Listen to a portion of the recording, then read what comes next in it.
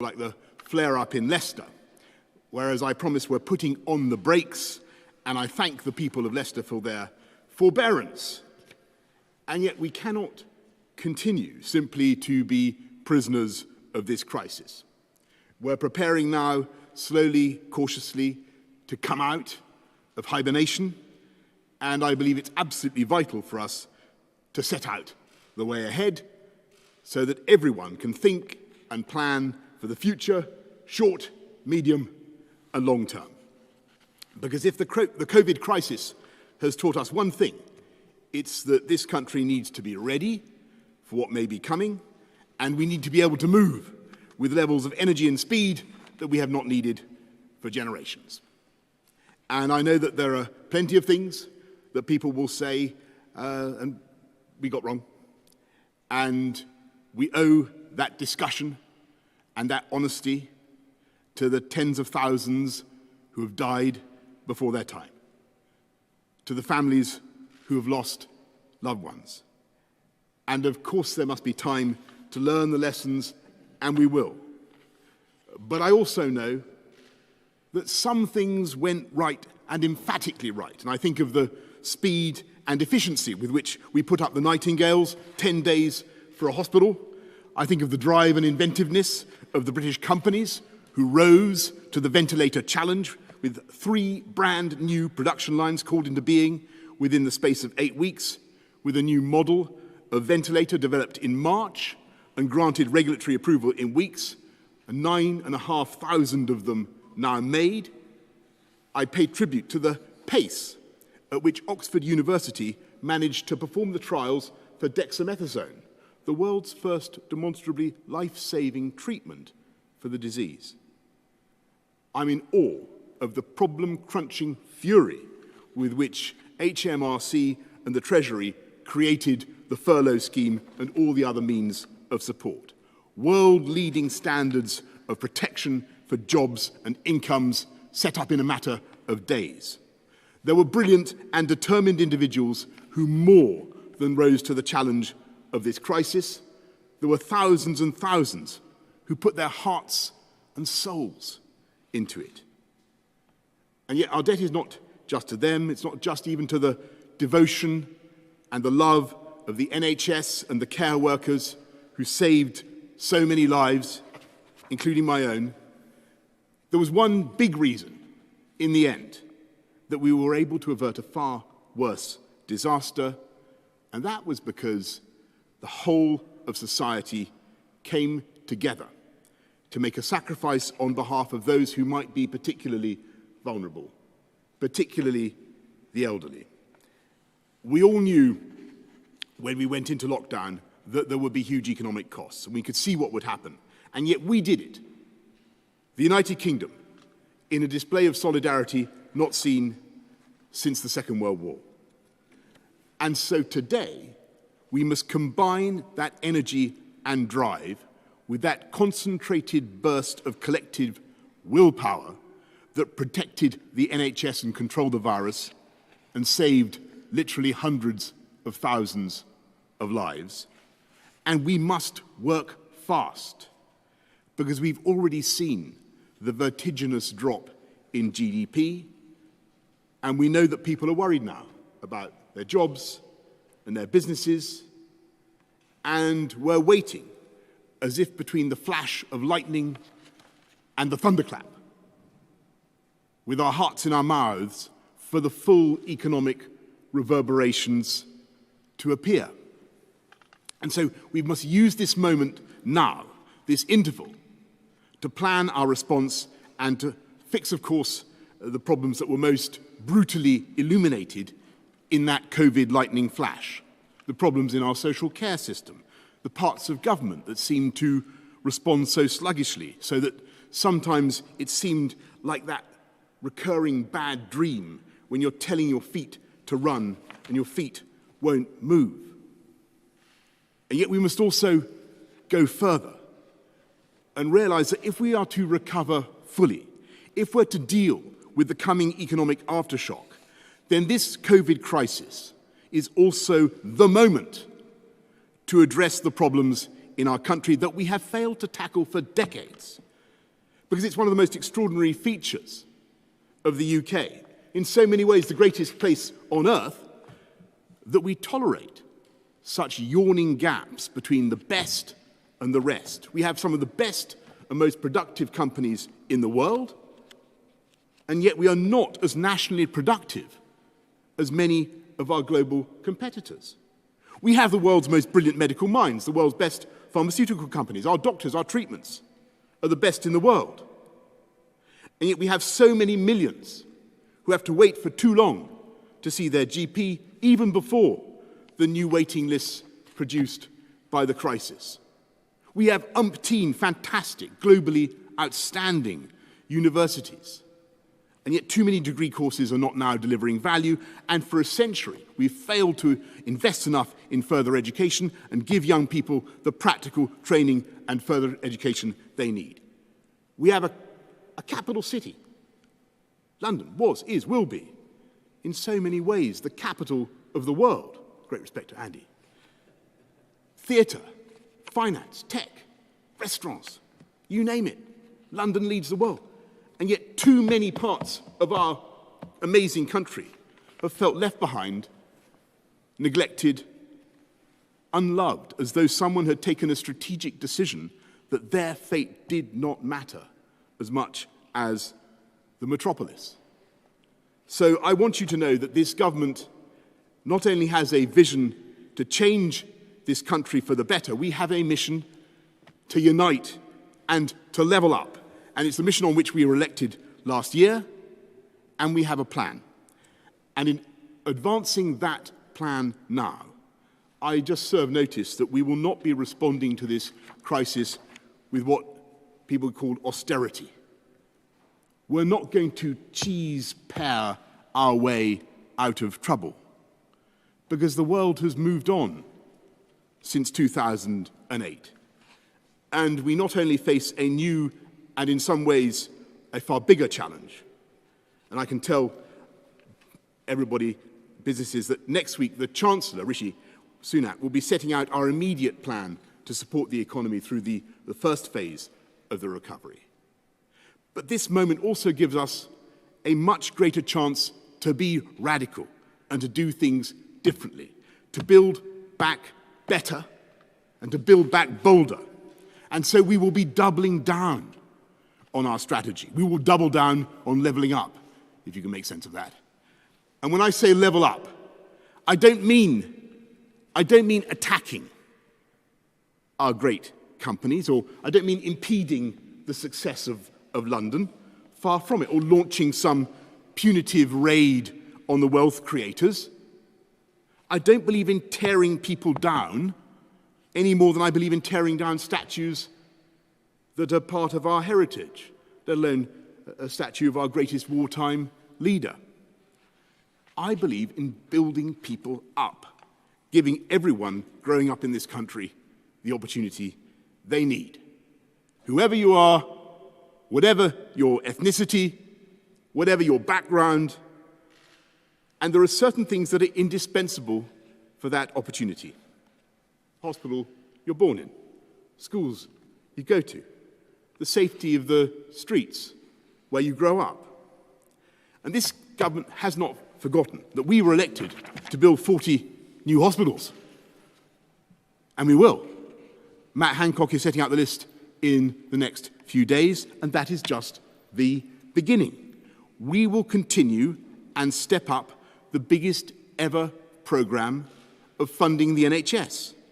And we won't wait to fix the problems of social care that every government has flunked for the last 30 years. We will end the injustice that some people have to sell their homes to finance the cost of their care while others don't. And we're finalising our plans, and we will build a cross-party consensus. We want to look after those who have looked after us. And at the same time, we will build the foundations now for future prosperity, to make this country a Britain that is fully independent and self-governing for the first time in 45 years, the most attractive place to live, to invest, to set up a company, with the most motivated and highly skilled workforce, And so we're investing massively now in education, with over £14 billion for primary and secondary education between now and 2023. And today, with a new 10-year school building programme, beginning now with £1 billion for the first 50 schools, and a vast £1.5 billion programme for refurbishing our dilapidated FE sector, dilapidated in many places, not here, of course, because it's time that the system recognised that talent and genius are expressed as much by hand and by eye as they are by a spreadsheet or an essay. So when I say unite and level up, when I say build up people and build up talent, I want to end the current injustice. That means a pupil from a London state school is now 50% more likely to go to a top university than a pupil from the West Midlands. And that is not only unjust, it is such a waste of human talent. We will unleash the potential of the entire country. And that means basic things, cracking down, again, on the crime that blights too many of our streets and too many lives. And we'll get on with our plan to recruit 20,000 more police officers. We've already found 3,000, already recruited 3,000. And I thank the police again for everything they're doing and have done in this crisis. And we will back our police all the way and give our justice system the powers we need to end the lunacy that stops us, for instance, deporting some violent offenders, just as we've already stopped the automatic early release of terrorists. We'll make this country safer. We will build the hospitals, build the schools, the colleges, but we will also build back greener and build a more beautiful Britain. We will protect our landscape with flood defences and plant 30,000 hectares of trees every year, creating a new patchwork of woodlands to enchant and re-energise the soul. And in those towns that feel left behind, we have plans to invest in their centres, the new academy schools, new green buses, new broadband, and we want to make them places where people have the confidence to stay, to raise their families, to start businesses, and not to feel that all the action is in the cities or in the metropolis. And yet, I don't think that this crisis has ended the desire or the need to move around swiftly and efficiently. We've all, or many of us, been learning the wonders of Zoom and MS Teams and the pleasure of muting and unmuting our colleagues at key moments. But we still need to travel. And more than ever, the time has come when we must unite and level up in the most basic way possible, not just with HS2 and Northern Powerhouse Rail, but with better roads, better rail all round, unlocking the central Manchester bottleneck that delays services across the north, 4,000 brand new zero-carbon buses, a massive new plan for cycleways across the country, and we will build and rebuild those vital connections to every part of the UK, because now is the moment to strengthen that incredible partnership between England, Scotland, Wales, and Northern Ireland. And I know that sometimes people have played up the legitimate variations in response between the devolved administrations. But when you look at the whole effort, you can see the absolutely vital role of that union and that partnership. It is our fantastic UK armed services that have played such a crucial role in this crisis, running the test centres, building the hospitals, transporting people from the Shetlands to the right COVID wards.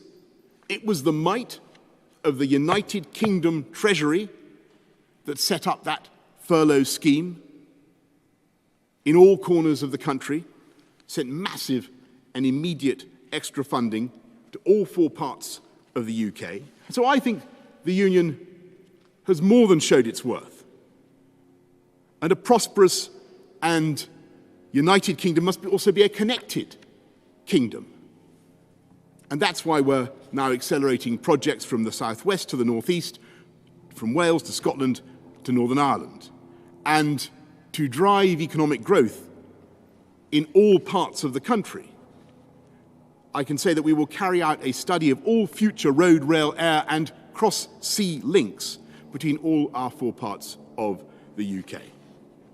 When did a government first promise to dual the A1 to Scotland? Well, I tell you, it was 1992. This government is going to get on and do it.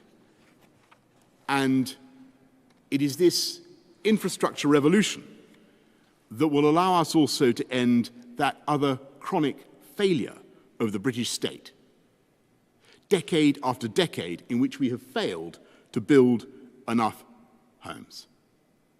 We will build fantastic new homes on brownfield sites and other areas that with better transport and other infrastructure could frankly be suitable and right for development. And we will address that intergenerational injustice and help young people get on the housing ladder in the way that their parents and grandparents could.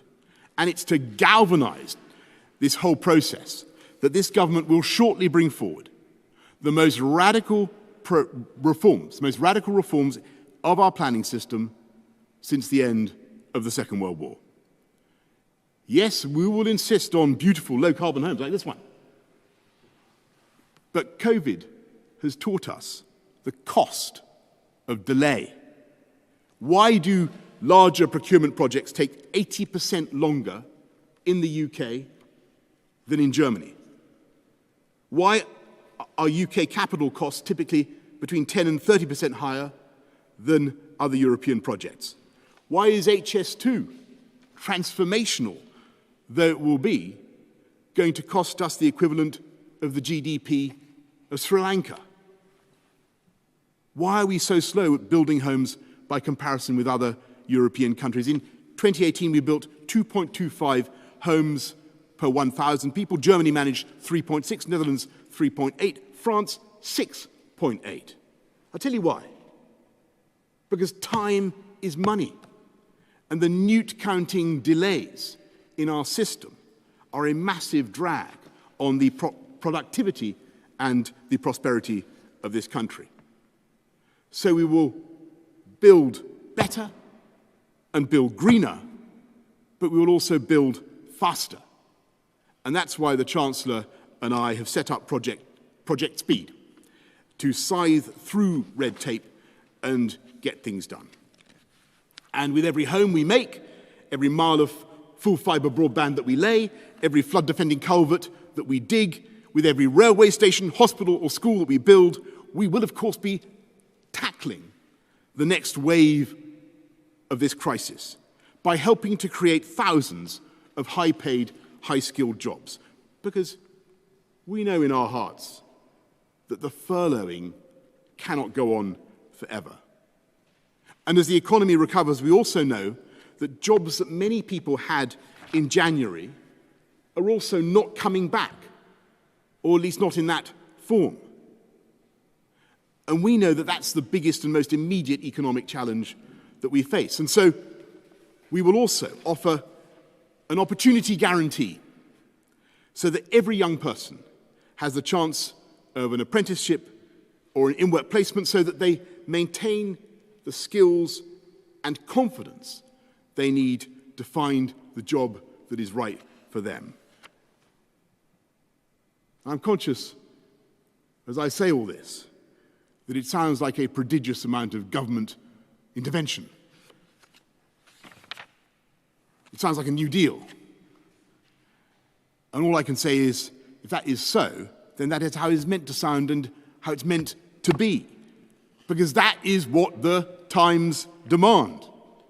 A government that is powerful and determined and that puts its arms around people at a time of crisis. That tackles homelessness, the inequalities that drive people to food banks. Because it's time now, not just for a New Deal, but for a fair deal for the British people.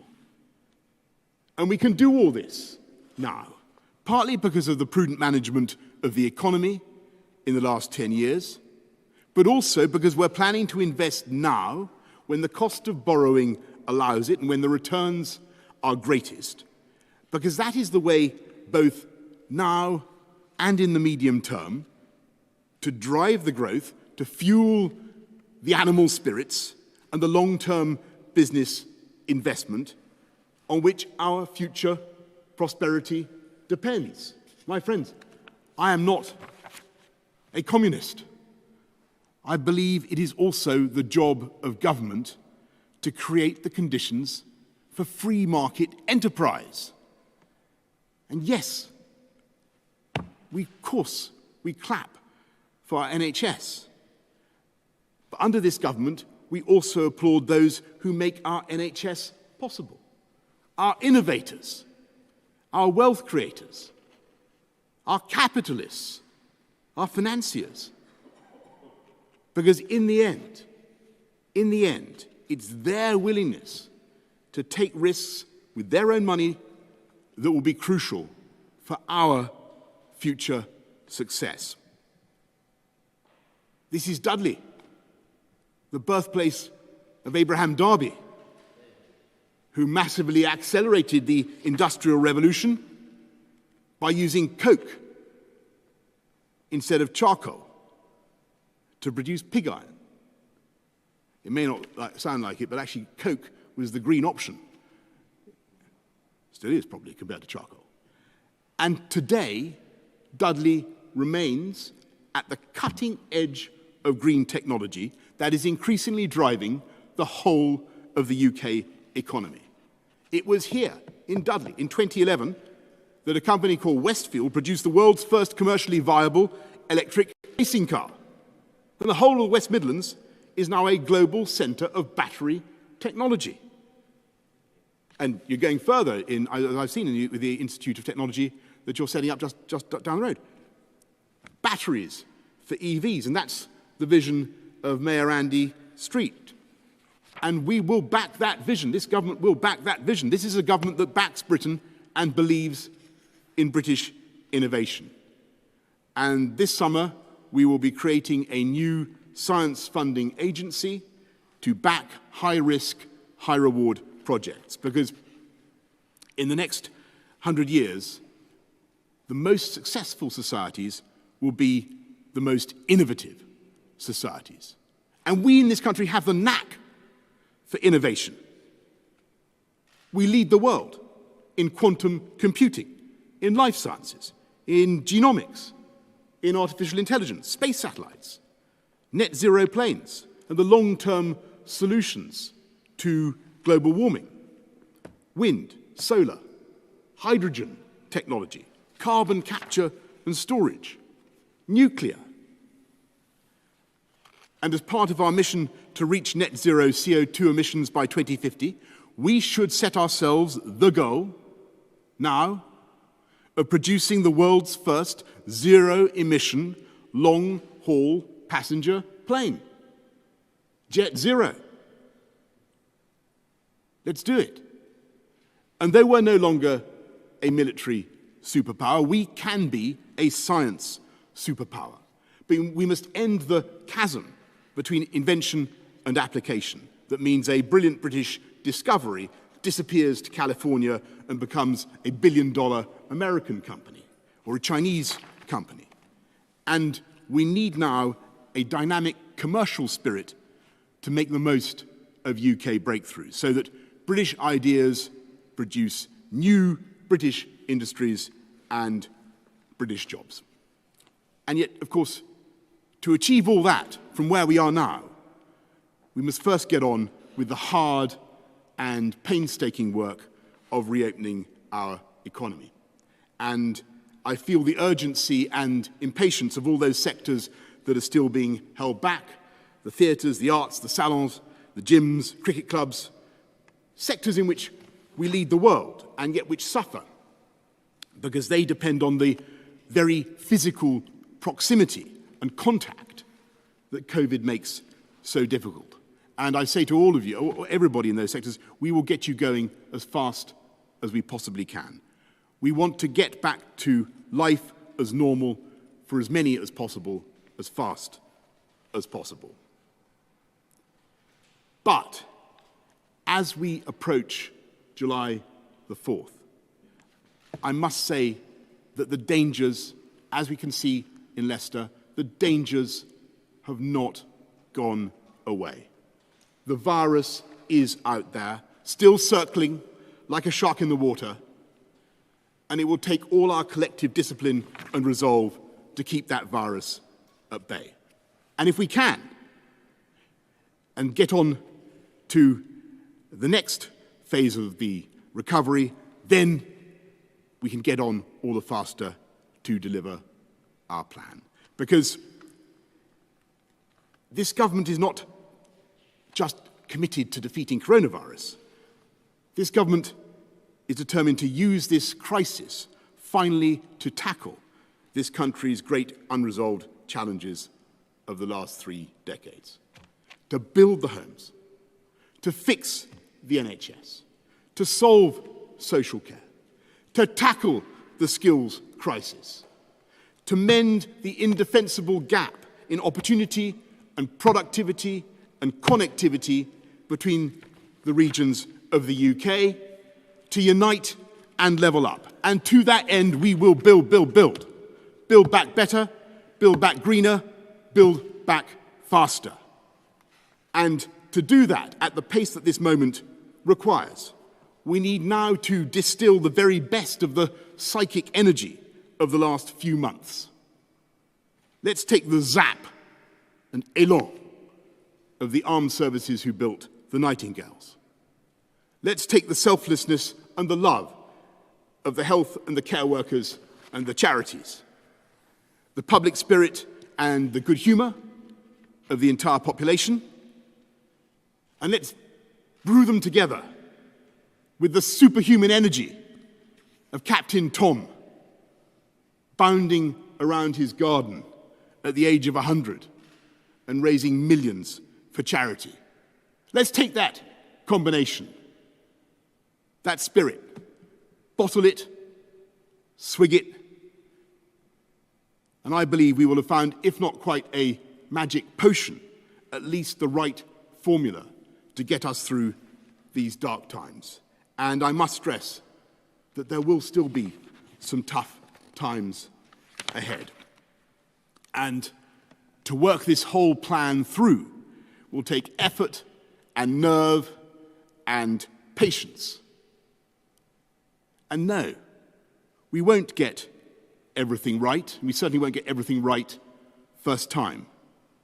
But this is the moment to be ambitious and to believe in Britain, to rise to the scale of the challenge and the opportunity. If we deliver this plan together, then we will together build our way back to health, and we will not just bounce back, we will bounce forward, stronger, better, and more united than ever before. Thank you all very much.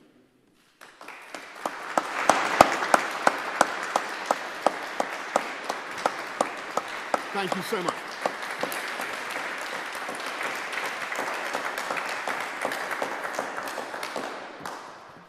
Thank you very much. I think we're going to go now to some questions from our friends in the media, and we're going to go first to Laura Koonsberg of the BBC.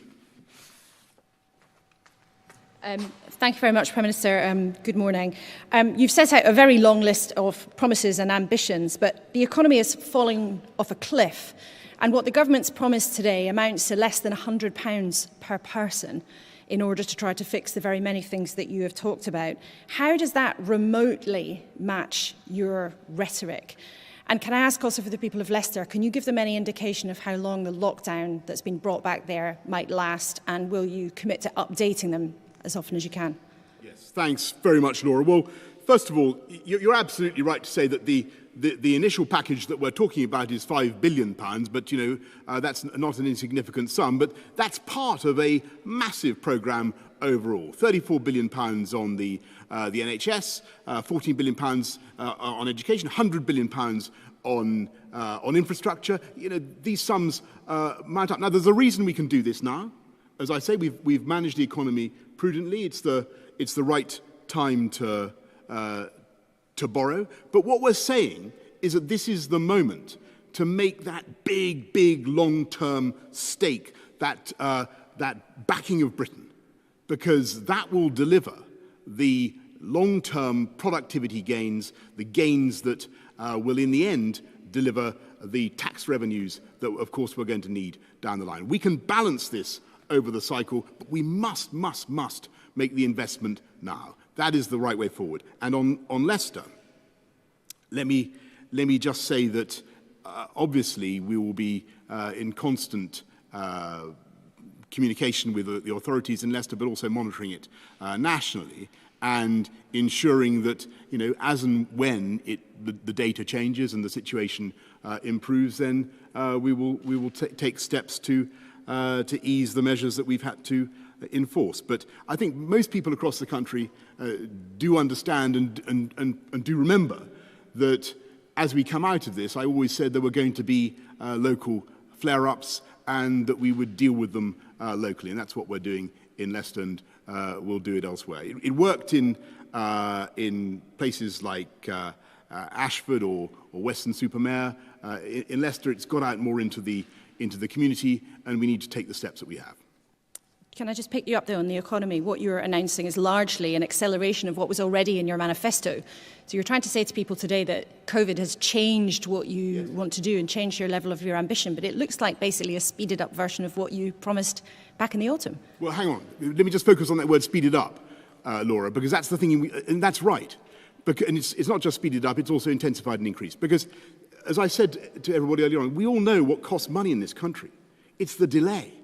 It's the bureaucracy, it's the planning delays that are adding so massively to the costs for young people, particularly for housing. It is much more difficult for people in this country to get the homes they need than it should be, and more difficult for them than it is for people in other comparable European countries. And that's because of the delay we're talking about. That's why we're setting up Project Speed. This is not just about investment, the government leading the way. It's also about the government trying to clear the way and to get things done faster. Thank you very much, Laura. Robert Peston, ITV. Hello, Prime Minister. To quote the Bank of England, to quote the Bank of England, more than half the workforce are currently unemployed or underemployed. This is an economic crisis unprecedented. What confidence do you have that as the job support schemes run down and end, you will be able to keep unemployment below the 3 million level that blighted the lives of so many in the 1980s? And again, briefly on Leicester. You promised a world-class test, trace and isolate scheme. In your words, you would be whacking a mole to keep the virus under control. But you're shutting down, in effect, a city of 500,000 people. We're some way, aren't we, from a world-class system? Okay. First of all, Robert, on Leicester, I always made it very clear that we would take, steps, draconian steps, if necessary, to put on the brakes and to deal with problems as they flared up. We've got a problem in Leicester, and I thank the people of Leicester for their forbearance, and they're going to have to wait a little bit longer. They're going to have to go through another period of restrictions. But I think everybody can see why that's sensible, and that's what we're going to do. We've always said we were going to operate on that basis. And our testing system actually is, we're testing now almost double per head what most other European countries are doing. We've got a testing capacity of 280,000 a day, and testing is a huge part of that whack-a-mole strategy, and will continue to be intensified. On unemployment and the future for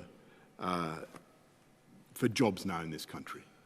Of course, we face, you're right, we face a real crisis, and we have to deal with it, but we're going to deal with it in the most energetic possible way. And the analogy I'd like you to hold in your minds is a comparison with the energy with which we put together the furlough scheme. We are going to work as hard as we possibly can to make sure that people have an opportunity guarantee, that they have the chance of an in-work placement, that they have the chance of an apprenticeship.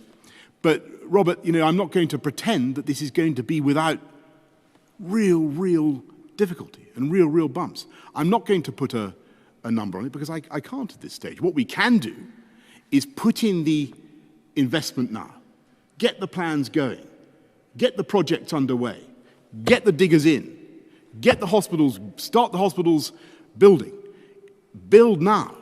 That, believe me, is the way forward. I remember the crisis of 2008, which was actually not as bad as the current crisis. But if you remember, people were very apprehensive about unemployment, and we did have a spike in unemployment. But we tackled it then. I remember what we did. We had huge infrastructure projects that we simply kept going and ran faster. Crossrail, the Olympic Park, big construction projects around London, which I was then running. That is one of the solutions. But there are, as you'll see from this plan that we've announced today, short-term, medium-term, long-term, there are many other aspects to it. And I believe that's the best way forward for this country. Building our way back to health and keeping the momentum of employment in people's lives as far as we possibly can. Just on that, though, I mean, the kind of investment you've announced is even when it's speeded up, it takes a long time to have an impact on prosperity. The people who are losing jobs are typically people with lower skills in retail, in hospitality, and it looks as though those sectors are going to be shrinking for some time to come. How can you give those people the skills rapidly to find work?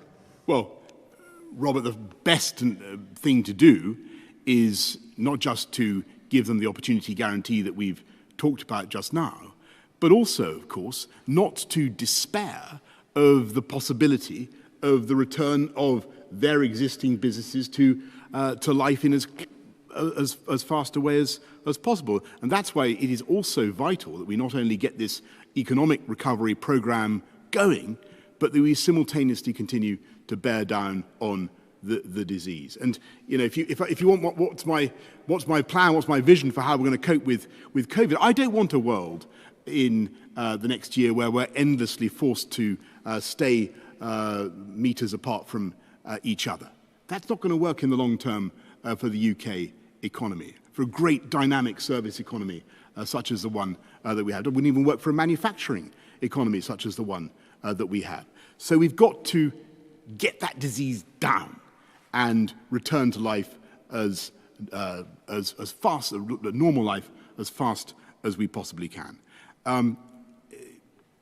Yes, I fully accept that there are going to be economic aftershocks, but there are also big opportunities now to take this country forward, to make investments, to make big changes in the way that I've described.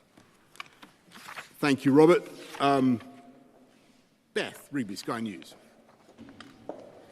Thank you. Prime Minister, you talked about people having their hearts in their mouths as we wait for the economic reverberations of COVID. And millions of people will be watching this speech and they've got their hearts in their mouths about their jobs. 9 million people have been furloughed, 3 million in the hospitality sector. 9 million is over a quarter of the current workforce. You're talking about build, build, build. What about jobs, jobs, jobs, and jobs now? And I've got 2 questions on that. One is, will you extend the furlough scheme beyond September for certain sectors? And just to go back to the New Deal and Roosevelt, his works programme created 4 million jobs in the US. You said you can't put a number on what level of redundancies we might see. Can you actually give us a number about what your plan means in terms of actual jobs being created? Well, no, because we don't yet know what the full economic impact is going to be. But certainly the furlough scheme runs on to October. And we will do everything we can to get this economy moving. And I think what we've set out is the most radical, boldest, and most ambitious vision for investment in the infrastructure and the public services of this country that I can think of in my political lifetime. But it's also the building of the platform.